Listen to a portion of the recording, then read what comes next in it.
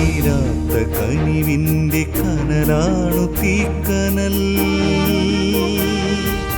അണയുവാനൊരുങ്ങും ഈ ചാരത്തെ അഗ്നിയായി മാറ്റിടും തീക്കനൽ.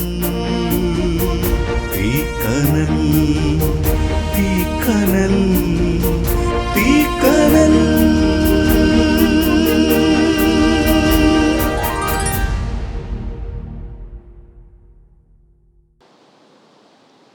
ദൈവത്തിൻ്റെ അതിപരിശുദ്ധ നാമം വാഴ്ത്തപ്പെടുമാറാകട്ടെ. ഡ്രൈ ബോൺസ് അത് ബിക്കെയിം എ നേഷൻ എന്ന് പറഞ്ഞാൽ അസ്ഥിയായി അധപ്പതിച്ച യഹൂദനെ ഒരു രാജ്യമാക്കി തീർത്ത ദൈവത്തിൻ്റെ അരുളപ്പാട്. ആ അരുളപ്പാട് നൂറ്റാണ്ടുകൾക്ക് മുമ്പ് യെഹെസ്കേൽ പ്രവാചകൻ യെഹെസ്കേലിൻ്റെ പുസ്തകം 37-ാം അധ്യായത്തിൽ വളരെ കൃത്യമായി പറഞ്ഞിട്ടുണ്ട്. ഈ അസ്ഥികൾ ജീവിക്കുമോ? അതെഴുന്നേറ്റ് സൈന്യമായി നിൽക്കും. ഒരു രാജ്യത്തിൻ്റെ ബലമെന്ന് പറയുന്നത് ആ രാജ്യത്തിൻ്റെ സൈന്യമാണ്. ആ സൈന്യമായി നിൽക്കണമെങ്കിൽ പ്രവാചകന്റെ പ്രവചനം സാധ്യമായി തീരണം. അതിൽ കലർപ്പും കമർപ്പും ഉണ്ടാകരുത്.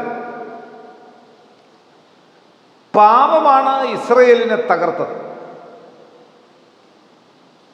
ആ തകർത്ത പാപത്തെ അവസ്ഥയിൽ നിന്നും ഇസ്രയേലിന് വിജയം ലഭിച്ചു.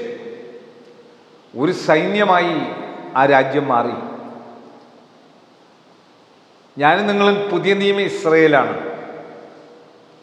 പ്രവാചകൻ പറഞ്ഞത് അവിടെ മാത്രമല്ല, അവരോട് മാത്രമല്ല, എന്നോടും നിങ്ങളോടും കൂടെ.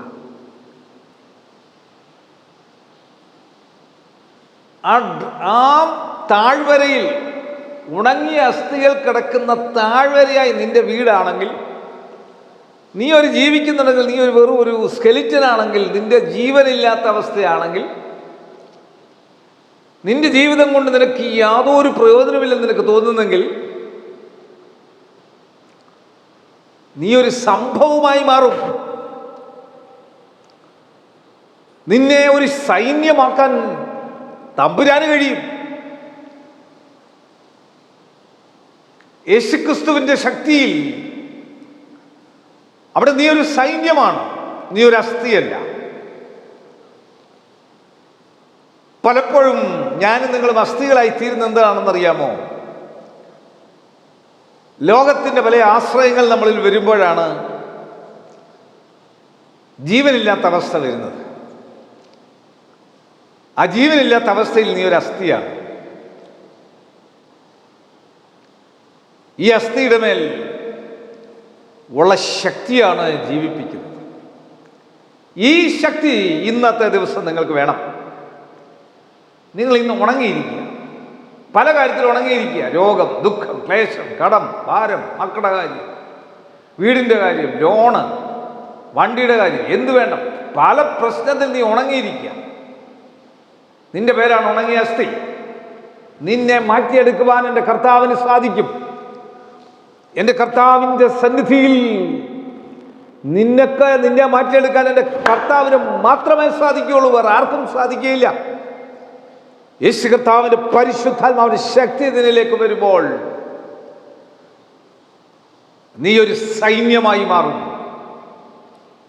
കണ്ണുകളടയ്ക്കാൻ പ്രാർത്ഥിക്കുക. കർത്താവേ, പരിശുദ്ധ പിതാവേ, ഈ വചനം കാണുന്ന കേൾക്കുന്ന എല്ലാവരും അവരെ ഒരു സൈന്യമാക്കണമെന്ന് പ്രാർത്ഥിക്കും. പൂർണ്ണമായ സൈന്യമാക്കണം. എല്ലാ സംവിധാനങ്ങളുള്ള സൈന്യമാക്കി തീർക്കണമേ. ഞങ്ങളെ മുഖ്യമന്ത്രി, ഗവർണർ, പ്രധാനമന്ത്രി, ലോക രാജ്യങ്ങളിലെ പ്രസിഡന്റുമാർ, പ്രധാനമന്ത്രിമാർ, വിവിധ സംസ്ഥാനങ്ങളിലെ മുഖ്യമന്ത്രിമാർ, ബഹുമാനമുള്ള കോടതികളുടെ വക്കീലുമാർ,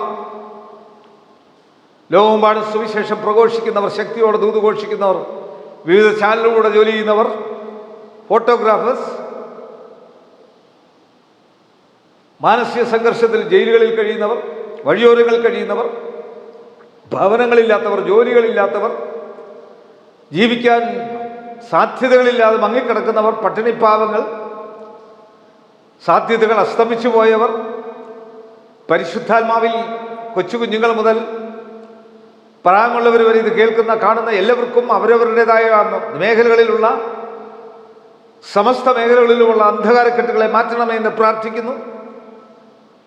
കൊച്ചു കുഞ്ഞുങ്ങളുടെ സ്കൂളുകളും കോളേജുകളും മറ്റ് കലാലയങ്ങളും വിവിധ സ്ഥലങ്ങളിലും ജോലിയും പഠനവുമായിട്ടൊക്കെ കഴിയുന്നവർ, ഉറങ്ങാൻ സമയം കിട്ടാത്തവർ, മാനസിക തകർച്ചയിലായിരിക്കുന്നവർക്ക് ദൈവത്തിൻ്റെ പരിശുദ്ധാത്മാവിനാൽ ഈ വചനത്താൽ അവരൊരു സൈന്യമാക്കി അവരെ മാറ്റണമെന്ന് പ്രാർത്ഥിക്കുന്നു. അസ്ഥിയായിരിക്കുന്ന വ്യക്തി ജീവിതങ്ങളെ നീ ബലം കൊടുക്കണമെന്ന് പ്രാർത്ഥിക്കുന്നു. ശരീരത്തിനും മനസ്സിൽ നിന്നും പക, പിണക്കം, അപ്രകാരമുള്ള സകല പാപങ്ങളും മാറി ദൈവത്തിൽ ആശ്രയിച്ച് കഠിനാധ്വാനം ചെയ്ത് സത്യസന്ധരായി വിനയത്തോടെ, വിശുദ്ധിയോടെ, ദൈവകൃപയോടെ, ആരോഗ്യത്തോടെ മറ്റുള്ളവർക്ക് വേണ്ടി നിൽക്കുന്ന ഒരു സൈന്യമായി മാറ്റുവാൻ, യേശുക്രിസ്തുവിനെ പ്രമാണമായി മാറ്റുവാൻ നിന്റെ മക്കൾക്ക് സഹായിക്കണമേ.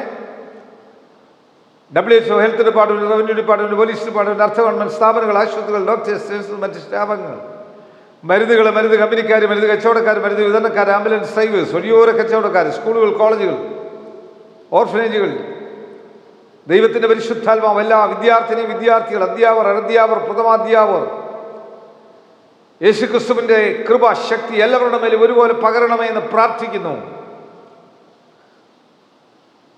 യേശുവെ നന്ദി, യേശുവെ സ്തോത്രം, യേശുവെ ആരാധന, യേശുവെ മഹത്വം. യേശു മൂലം പ്രാർത്ഥന കേൾക്കണം നല്ല പിതാവേ. ആമീൻ. God bless U.